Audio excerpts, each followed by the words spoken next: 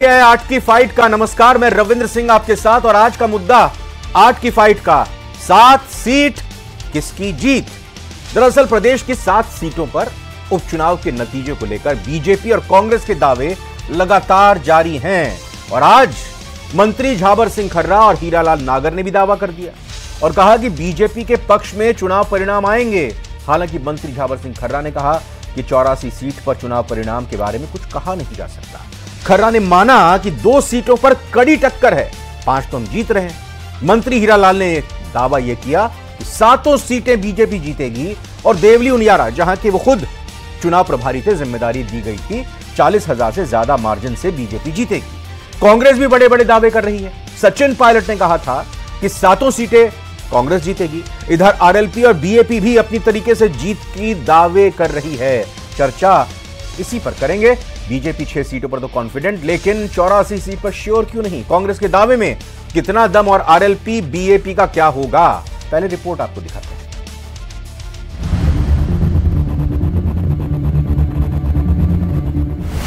उपचुनाव के नतीजों को लेकर बीजेपी कांग्रेस के दावे।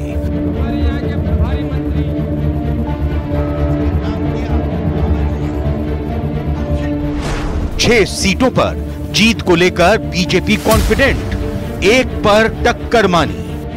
उपचुनाव का रिजल्ट आ गया, हम 7 सीटें जीत रहे हैं, कोई चिंता की बात नहीं है। भारतीय जनता पार्टी उपचुनाव भी जीत रही है। कांग्रेस का 7 सीटों पर जीतने का दावा। 7 की 7 कांग्रेस पार्टी जीतेगी। आरएलपी और बीएपी ने भी ठोकी जीत की ताल।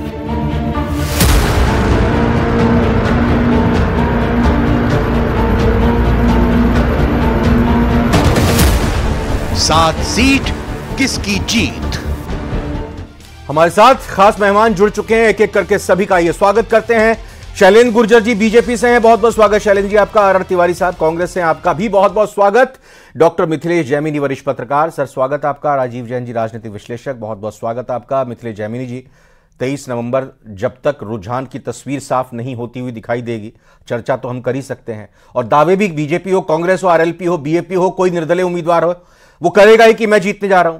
दोनों ही कह रहे हैं 7 सीटें जीतेंगे। अगर पूर्ण चुनाव होता तो ये सब कहते कि हम तो भाई पूरी की पूरी 200 सीटें जीतने आ रहे हैं, तब तो कोई नहीं कहता। लेकिन उपचुनाव में इन 7 सीटों पर 100% इस कॉन्फिडेंस की वजह क्या है बीजेपी कांग्रेस में? देखिए, चुनाव पूर्व हर राजनीतिक दल एक चिड़िया पकड़ के लाते हैं कि हम सब सीटें जीतेंगे और जो ही परिणाम आता है उस दिन कहते हैं जनता का निर्णय सिरोधार्य है। जनता ने जो चिड़िया उड़ जाती है वो हमारे को, ये चिड़िया उड़ जाती है, फुर हो जाती है, बयानों की चिड़िया फुर हो जाती है। ये तमाम चुनाव में हम देखते आ रहे हैं। लेकिन जो सबसे इंपॉर्टेंट चीज है कि कांग्रेस के दावे में कितना दम। आज हमने देखा कि अशोक गहलोत की अगवानी करने के लिए गोविंद डोटासरा का बेटा धर्मेंद्र राठौड़ और तमाम नेता था, और जो दावे कर रहे हैं, जिनके नाम प्यार ले रहे थे, सचिन पायलट, वो दूर दूर है। अशोक गहलोत 1 महीने में 4 बार राहुल गांधी से मिल लिए हैं।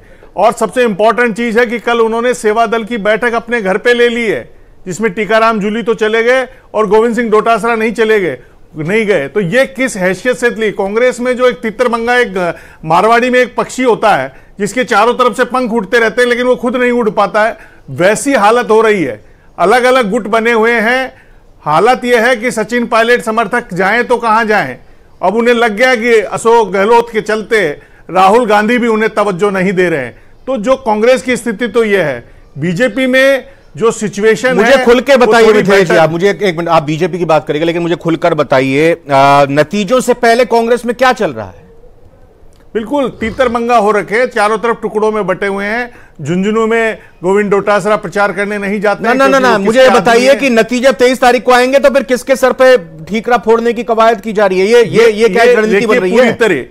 ये पूरी तरह रणनीति है कि सचिन पायलट के सिर पर ठीकरा फोड़ दिया जाए। अच्छा। और उन्हें कह दिया जाए कि 3 सीट हमने दिए उनके कहने से, दौसा, देवली उनियारा और झुंझुनू, और तीनों चले गए। 1 सीट रामगढ़ में अगर जीतते भी हैं, डोटासरा जी का संजना जाटव का, डोटासरा जी, हाँ। डोटासरा जी ने खिंवसर जीत रहे हैं, न वो 84 जीत रहे हैं, न झुंझुनू में उनका कोई दबदबा है। तो डोटासरा जी तो एक तरीके से अपनी पद बचाने में लगे हुए हैं कि कहीं मेरा पद ना चला जाए और अशोक गहलोत ने पूरी सियासत बिछा दी है। किसके लिए? 2028 से पहले किसके लिए? सचिन पायलट को राजस्थान से सचिन पायलट को विदा करने की। हाँ, डोटासरा और सचिन पायलट को अगर अलग करते हैं फिर किसके लिए? देखिए, खुद के लिए। अशोक गहलोत तो कभी दूसरे के लिए, आज तक उन्होंने दूसरों के कंधों के यूज किया है बंदूक चलाने के लिए, खुद का कंधा कभी किसी दूसरे को नहीं दिया कि वो उस पर चला के बंदूक चला। आर तिवारी जी, ये बताइए भाई, सचिन पायलट कह रहे हैं कि 7 सीट जीत रहे हैं, यहां पर मिथिलेश जी की जो सूत्र हैं, जो खबरें हैं, वो कुछ और बता रही हैं। रविंद्र, मैं मिथिलेश जी का आदर करता हूं, वो भी करते हैं आपका आदर। सोच से ये क्या कह रहे हैं। मैं फिर कह रहा हूं रविंद्र, कांग्रेस में कोई गुटबंदी नहीं है। अशोक गहलोत जी हो, सचिन पायलट जी हो, हमारे डोटासरा जी हो, हम सब मिलकर के चुनाव लड़े थे और 7 विधानसभा की सीट जीत करके आएंगे। मैं मिथिलेश जी को और धाबाई जी को एक सब मिलकर दिखाई नहीं दिए ना मैदान में। भाई आप बता दीजिए ना हमको, कौन सी ऐसी चुनावी रैली थी, कौन सी ऐसी चुनावी सभा थी जहां पर प्रदेश अध्यक्ष, पूर्व मुख्यमंत्री, पूर्व मुख्यमंत्री, पूर्व प्रदेश अध्यक्ष सचिन पायलट, डोटासरा, अशोक गहलोत और टीकाराम जूली एक साथ दिखाई दिए हो? बताइए ना मेरे को। अरे भाई, कैमरा ना पहुंच पाया वहां पे। सचिन पायलट जी को तो महाराष्ट्र में भी तो इंचार्ज बना रखा था ना, इसलिए ये कोई मतलब नहीं है। मैं कह रहा हूं रविंद्र, अरे तो महाराष्ट्र में इंचार्ज थे तो आए तो थे प्रचार करने के लिए बाद में, और खुद जो है अशोक गहलोत भी गए हैं नामांकन सभाओं में। जहां 2 साल जाके उन्होंने कह दिया कि मैच फिक्सिंग है। भारतीय राष्ट्रीय कांग्रेस ने अन्य राज्यों की भी जिम्मेदारी दे रखी थी, जितना समय मिला दिया। लेकिन फिर कह रहा हूं, ये राजस्थान की वीरों की धरती है, यहां का मतदाता समझदार है।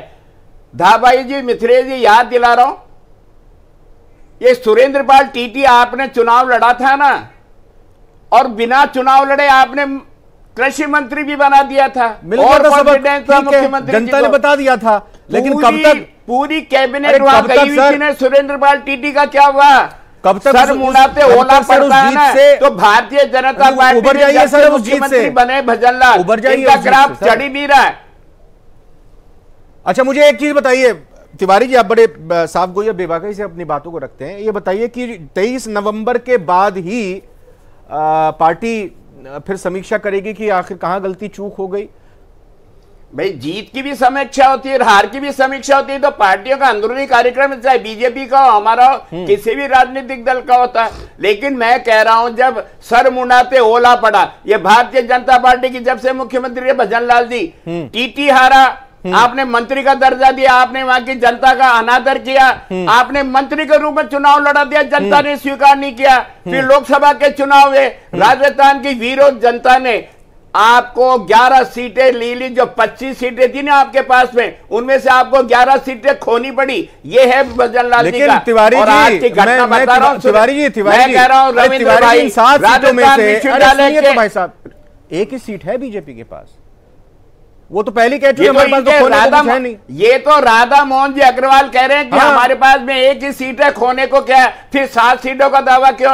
और कह रहा हूं रविंद्र, बहुत बड़ी बात है, जैसे नीरो बंसी बजा रहा था, रोम जल रहा था, आज राजस्थान यूनिवर्सिटी के गेट पर छात्र ने आत्मदाह कर लिया या उसको जला दिया गया। और हमारे मुख्यमंत्री जी, हमारे उप मुख्यमंत्री जी, हमारी पूरी कैबिनेट, हमारे तमाम भारतीय जनता पार्टी के विधायक पिक्चर देख रहे हैं। अच्छा, राजस्थान की कानून व्यवस्था, राजधानी कांग्रेस के किसी नेता ने आर तिवारी जी ने मुलाकात की है उस छात्र से? आपके किसी नेता ने मुलाकात की कांग्रेस के जाकर? सवाल है, घटना तो अभी हुई है, लेकिन मैं पहले ही उसका जिक्र करता हूं। विपक्ष कहां है, समझना है। तो सर, नीरो बंसी बजा रहा था, नीरो बंसी बजा रहा है, मुझे बताइए। समरावता कांड हुआ, और ये अब कल जो है दूसरी तरफ एक और जगह पर वहीं टोंक जिले के लोग जो है कह रहे हैं कि भाई ये 28 गांव जो हटाए जा रहे हैं, हम इसका विरोध करते हैं। अब ये बताइए, समरावता में कांग्रेस के कौन चले गए? भाई लाठीचार्ज की राजस्थान पुलिस ने, उसके बाद फिर राजस्थान सरकार के मंत्री वहां पर जाने, कांग्रेस कहां है बताइए ना, विपक्ष कहां है? अरे सरकार की जिम्मेदारी, कांग्रेस का नीरो कहां है? नरेश मीणा को चुनाव लड़ने के लिए किसने भेजा? किरोड़ीलाल मीणा जी जो न्याय जांच की बात करते थे, मैं वो बात नहीं कर रहा हूं। मैं संभा की जांच की बात के बाद कांग्रेस के कितने नेता गए हैं समरावता? दोषी क्यों ठहरा रहे हैं? अरे आप कैसे विपक्ष की भूमिका निभा रहे हैं? वाली सरकार है, किरोड़ीलाल मीणा वहां क्या कर रहे हैं, उनका क्या स्टैंड है, ये तो धाबाई जी बताएंगे। सरकार इनकी, नरेश मीणा इनका, वो तो वो बताएंगे, लेकिन ये तो आप बताएंगे ना कि कांग्रेस कहां है भाई। ना तो समरावता में आपके पार्टी का कोई नेता जा रहा है। आज राजस्थान यूनिवर्सिटी में भाई कितना दूर होगा, 10 किलोमीटर 20 किलोमीटर। मैं बात करूं अगर ओरण भूमि को लेकर जो जैसलमेर में रविंद्र सिंह भाटी वहां पर जब बैठे हुए थे ना, वहां पर कोई भी आपका नेता गया। उधर दूसरी तरफ जोधपुर की बात कर लीजिए, यहां पर अनीता चौधरी हत्याकांड मामला हुआ था, उधर भी वहां पर चलेगा हनुमान बेनीवाल। अरे विपक्ष कहां है, कहां नीरो बंसी बजा रहा है कांग्रेस का? कह रहे हैं कि सब जिम्मेदारी जब हमारे डबल इंजन की सरकार की है। अरे विपक्ष भी तो है, आपको विपक्ष की भूमिका दी है ना, वादे पूरे कर दिए, तो ये उद्दंडता उपद्रव क्या पता विपक्ष, अरे विपक्ष की भूमिका तो बचा के सहेज के रखिए, जिम्मेदारी को निभाइए। मैं आ रहा हूं शैलेंद्र साहब। शैलेंद्र जी बताइए, ये इतने रविंदर जी देखिए ना इतने दावे बार बार किए जा रहे हैं, साथ थोड़ा सा इत्मीनान रख लीजिए, देख लीजिए क्या नतीजे आते हैं। अगर सीटें कम रह गई, नुकसान हो गया, फिर आप ही को मुश्किल पड़ेगी जवाब देते हुए। नहीं देखिए रविंदर जी, भारतीय जनता पार्टी की माननीय भजनलाल सरकार अपने 11 महीने में जो ऐतिहासिक काम किए उसी को लेकर जनता के बीच में गई है, और उसी के आकलन के आधार पर, और जो कार्यकर्ता, जो हमारे कर्मठ कार्यकर्ता हैं जिनके वजह से बूथ लेवल से और पन्ना प्रमुख तक उन्होंने जो मेहनत करी है, मतदाताओं को बाहर निकाल के लाए, जो माननीय भजनलाल सरकार की योजनाएं थी उनको जनता तक पहुंचाया, उसी के आधार पर हम ये बात कह रहे हैं। और आपने देखा होगा 11 महीने में जो पिछले 5 साल से राजस्थान कांग्रेस पार्टी की सरकार में युवा झुलस रहा था, उसको न्याय देने का काम उसको न्याय देने का काम माननीय भजनलाल सरकार ने किया है। फिर महिलाओं को सरकार के मंत्री, हमारे राजस्थान सरकार के मंत्री झाबर सिंह खर्रा जी ये क्यों कह रहे हैं कि 5 सीटें पर तो हम आश्वस्त हैं, 2 सीटों पर कुछ कह नहीं सकते? तो हीरालाल नागर जी की बात माने या झाबर सिंह खर्रा जी की बात माने, वो इतने कॉन्फिडेंट क्यों नहीं है? देखिए हर मंत्री का अपना आकलन है, और मंत्री महोदय ने जो बात कही है ये वही स्पष्ट बता सकते हैं। लेकिन भारतीय जनता पार्टी चुनावों में गई है अपने रिपोर्ट कार्ड को लेकर। आप देखिए ना, हम कोई ये दावे नहीं कर रहे, हम सत्ता के लिए शासन नहीं करते हैं। भारतीय जनता पार्टी गरीब को गणेश मानकर सेवा के लिए राजनीति करती है। हमने युवाओं के न्याय दिलाने का काम किया है, उनके भविष्य को सुरक्षित किया है, महिलाओं के स्वाभिमान के लिए काम किया है, किसानों का स्वावलंबन के लिए काम किया है, उनको आर्थिक रूप से मजबूत देने का काम किया है। हमने जो सुदृढ़ योजनाएं थी, जो राजस्थान की बहुत बड़ी समस्याएं थी, उसका स्थायी समाधान तिवारी जी ने कहा ना, अभी तिवारी जी ने कहा ना कि यूनिवर्सिटी में लड़का जल गया, छात्र जल गया, और अभी पिक्चर देखने गए, ये भाई आरोप लगा रहे हैं, इन्होंने कहा है, इसका भी तो जवाब दीजिए ना। हाँ तिवारी जी, क्या यही बोल रहे चाह रहे थे आप? पर अभी जानकारी, बिल्कुल अभी जानकारी मिली है कि टीचर ने आग से झुलस गए, उस पर भी निश्चित तौर पर जाकर जानकारी ली जाएगी। लेकिन जो आज बात रखी जा रही है, मैं यही बताने की कोशिश कर रहा हूं कि जो काम माननीय भजनलाल सरकार ने किए हैं, हमने गरीब, किसान, छात्र, महिला शक्ति के लिए जो काम किए, दलित आदिवासी पिछड़ों के लिए काम किए, उन्हीं को लेकर बता दो ये काम किए, बता दो। अब सुन लो, ऐसा आप बोलोगे नहीं, रद्द कर रहे हो या इसको? अरे ऐसा ही परीक्षा में किसने चीटिंग करी थी, किसने माफिया को बनवाया? कांग्रेस पार्टी के समय में, कांग्रेस पार्टी के समय में इसमें परीक्षाएं हुई थी, आपने पेपर लीक कराया, माफिया राज को बनवा दिया, आपने अपराधियों को संरक्षण दिया, आपने भविष्य खराब कर दिया। आज माननीय भजनलाल सरकार जब कार्रवाई कर रही है तो आज आप पूछ रहे हो, आपको तो अधिकार ही नहीं है, नैतिक अधिकार नहीं है पूछने का। हमने आज भी सारे पेपर, हमारे सारे भर्ती परीक्षाओं के पेपर में एक भी पेपर लीक नहीं हुआ। मगरमच्छ का नाम बताओ शैलेंद्र भाई, जो आप लगातार दावे रामू राय का बड़ी मछलियां, और बता दूं जो जितने भी फरारी थे 200 से अधिक जो माफिया और फरारी काट रहे थे, उनको पकड़ने का। अच्छा बहरहाल 7 सीटों पर किसका दावा मजबूत है, इस पर भी चर्चा एक बार फिर से वापस कर लेते हैं। चूंकि अगर मैंने सवाल यहां पर शैलेंद्र जी आपसे पूछा कि आपके 2 मंत्रियों के अलग अलग बयान क्यों आने, तो आप कह रहे हैं तो वही बताएंगे।